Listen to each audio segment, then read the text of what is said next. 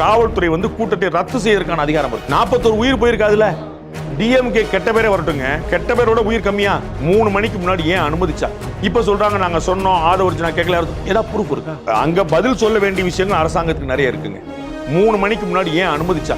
உங்களுக்கு புரியுங்களா? இந்த இடத்துல போகணும்னு ஏன் ஆர்டர் பண்ணணும்? ஒரு காவல்துறை வந்து கூட்டத்தை ரத்து செய்யறதுக்கான அதிகாரம் இருக்கு. 11th ஹவர்ல பண்ண முடியும். உங்களுக்கு புரியுங்களா? இல்லங்க ஓவர் கூட இருக்கு, அலோ பண்ண முடியாது. அப்புறம் அந்த கேள்வியை தான் வைக்கிறாங்க. பெரம்பலூர்ல நீங்க கேன்சல் பண்ண சொன்னதுனால தானே அவர் கேன்சல் பண்ணிட்டு போனாரு அப்படிங்கறத கேள்வியா வைக்கிறாங்க. ஆனா அவங்க கிட்ட அதுக்கான சரியான பதில் கிடைக்கல. அரசாங்கம் செய்திருக்கக்கூடிய வேலைகள் அங்க அதிகமா இருக்கு. அதுல ஒன்றும் குழப்பம் இல்லை. நாங்கள் இதை அலோவ் பண்ண முடியாது, இங்க என்ன பேசுங்க அங்கே போகாதீங்கன்றாங்க. அப்படித்தான் போன அலோவ் பண்ண மாட்டேங்க, இட்ஸ் ஆர்டருங்க அப்படின்னு சொல்ல முடியாது. ரெக்கார்ட் பண்ணுங்க வீடியோல, நாங்கள் சொன்ன மீறி பண்ண அவர் ரெஸ்பான்சிபிலிட்டி ஆக்கலாம்ல. இப்போ சொல்றாங்க நாங்கள் சொன்னோம் ஆதவர்ஜுனா கேட்கல. ஏதாவது ப்ரூஃப் இருக்கா? உங்களுக்கு புரியுங்களா? ஸோ காவல்துறைக்கு அதிகாரம் இருக்கும்போது ஒரு இன்ஸ்பெக்டர் இருக்கு. நீங்க இதுக்கு வந்து டிஜிபி வந்து நிற்க வேண்டிய அவசியம் இல்லை. யாரோ கேட்டாங்க எஸ்பி வந்து அங்கே எங்கே போனாரு. எஸ்பி எங்கேயும் போயிட்டு போறாருங்க, இன்ஸ்பெக்டருக்கு அந்த அதிகாரம் இருக்குங்க. நீ எல்லாத்துக்கும் டிஐஜி வரணும், ஐஜி வரணும், டிஜிபி வரணும்னு அடுத்தவங்களுக்கு வேற வேலை இல்லையா? அந்த inspector can stop Vijay sir, நீங்கள் போகக்கூடாது சார், ஸ்டாப் பண்ணுங்க சார், நான் அதை அனுமதி கொடுக்கல சார், நான் தான் சார் இந்த ஸ்டேஷன் இன்சார்ஜ், நான் அனுமதி கொடுக்கல. அதற்கப்புறம் போனால் அவர் ரெஸ்பான்சிபிலிட்டி முடிஞ்சு வச்சுக்கல. அப்போ அது ஏன் செய்யலை? 41 உயிர் போயிருக்காதுல. டிஎம்கே கெட்ட பேரே வரட்டுங்க, கெட்ட பேரோட உயிர் கம்மியா? அவங்க கோர்ட்டுக்கு போட்டோம், ரெண்டு பக்கம் கெட்ட பேர் வந்திருக்கலாம். விஜய் வந்து அப்படி பண்ணிட்டாரு, டிஎம்கே அதெல்லாம் இருக்கட்டும். பேரை நீங்க வந்து சம்பாதிச்சலாம் திரும்ப, உயிரை அதுக்கு யோசிக்க வேண்டியல. அப்ப டிஎம்கே பதில் சொல்ல வேண்டிய விஷயங்கள் 100 இருக்கு, டிவி கேபிள் சொல்ல வேண்டிய விஷயம் 100 இருக்கு.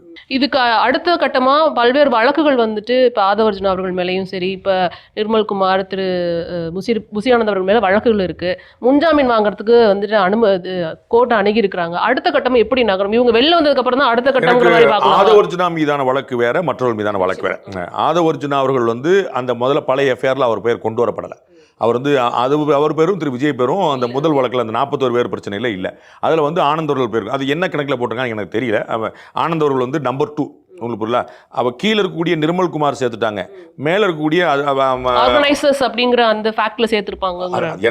எனக்கு தெரியாது. அதாவது நம்பர் 2 இருக்கக்கூடிய ஆனந்த் சேர்த்துட்டாங்க, பின்னாடி இருக்கக்கூடிய நிர்மல்குமார் சேர்த்துட்டாங்க, நடுவில் இருக்கக்கூடிய ஆதவர்ஜுனா விட அது என்ன கணக்கில் விடுறாங்க? என்ன ஆதவர்ஜுனா நம்ம அங்கிருந்து ஆர்கனைஸ் பண்ணதை நம்ம பார்த்தோம், மேலே ஏறி போனது வந்து எல்லாமே நம்ம பார்த்தோம். அது என்ன? அது ஐஓடைய பொருளாக கட்டி. அது வேற ஒரு கேஸில் வந்து அவர் போடுறாரு, அவர் ட்வீட் போடுறாரு, அது வந்து ஒரு அபத்தமான ட்வீட்டை போடுறாரு, அதுக்கு போறாரு.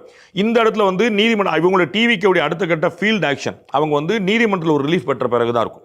நீதிமன்றத்தில் ஒரு கிளாரிட்டி, 2 பேர் அரெஸ்ட் பண்ணப்பட்டிருக்காங்க. அவங்களுடைய யாரோ அப்புறம் வந்து வேற ஒரு வழக்குகள் அந்த மாதிரி வதந்தி பரப்புறாங்கன்னு சில அரெஸ்ட் பண்ணப்பட்டிருக்காங்க. நீதிமன்றத்தில் திரு விஜய் அவர்கள், திரு ஆனந்த் அவர்கள் இவங்களுடைய ஸ்டாண்டை வந்து ஒரு கிளியர் பண்ணி ஒரு எக்ஸ்கியூஸ் கிடைச்சிருன்னு வச்சுக்கோங்க, ஒரு ரிலீஃப் கிடைச்சிருன்னு வச்சுக்கோங்க. அதற்கு பிறகு ஒரு ஆக்டிவிட்டி